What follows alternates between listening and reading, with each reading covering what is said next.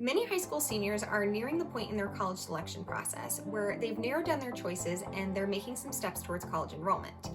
This could mean that you've made your final decision and you know where you'll be attending college in the fall, or you've narrowed it down to 2 or 3 choices, but you just want to continue making those steps towards enrollment. If you're about to put down a housing deposit, here are some things to keep in mind before making any final decisions. Hey there, my name is Carly, and this channel is for college-bound high school students looking for support and advice around all things college admissions. If that sounds like you, hit that subscribe button and let's dive in. Most campuses have a recreation center, but did you know that some dorms also have a gym in the building? You might also find that some have dining options, lecture halls, community or private bathrooms, balconies, and even pools. If there's an amenity that's that important to you, include it on your must-have or would-be nice list. It's also important to keep in mind how old the dorm is if that's something that matters to you. Newer dorms will be nice and shiny with fancy amenities, but they're going to cost quite a bit more than those traditional style dorms that were around when your mom was 20. Cost matters and needs to be weighed alongside all of the other features and amenities. Dorms come in all different sizes, with some as few as less than 50 students and some with as much as thousands of students. It might be separated by gender by floor or by wing, or it could be a completely gendered building. Students will arguably have very different experiences depending on the size of the dorm, with larger dorms often considered more social and smaller dorms considered more close-knit.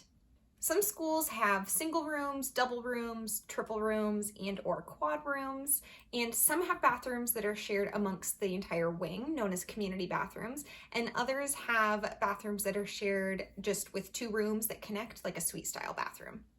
Those suite-style bathrooms are typically cleaned less frequently than the community bathrooms. It has become common for colleges to offer themed wings or floors, such as an engineering wing, a nursing floor, or a cultural wing, such as an Asian American wing. These themed communities would be noted on the school's residential life website, but if it's something that interests you, I would recommend looking into it sooner than later in case it fills up. These are really appealing to students who want to live with other like-minded students, but other students would prefer to not live with students who have all the same interests as them, so it's really up to each individual student on their preference. Some schools have all the dorms clustered together, and other schools have dorms spread throughout campus. If you have options as a freshman, definitely pull out a campus map and see where all the different dorms are located. Is it close to the rec center, where you'll spend most of your time? Where's the nearest dining hall? Tutoring center? Location, location, location is something to keep in mind when making your choice. With all of this said, many schools, especially smaller schools, have one dorm building that all the freshmen live in, so there aren't many or any options to choose from.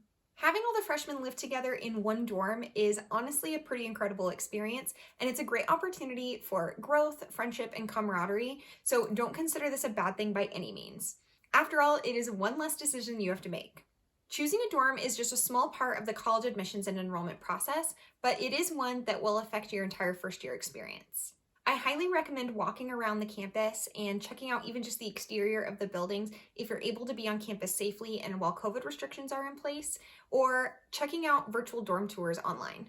If you're watching this video once we found a new normal post-COVID, you can even ask the current students who are living in those dorms, if they're exiting the building, what they think about living there while you're visiting. Overall, when choosing your dorm, just remember, there is no bad option if you're on the right campus. If you've made it to the end of this video, you might be wondering, so I'm gonna be a freshman and all I keep hearing about is dorms and residence halls and living on campus. Why is that so important? Well, in this video, I'm talking about just that.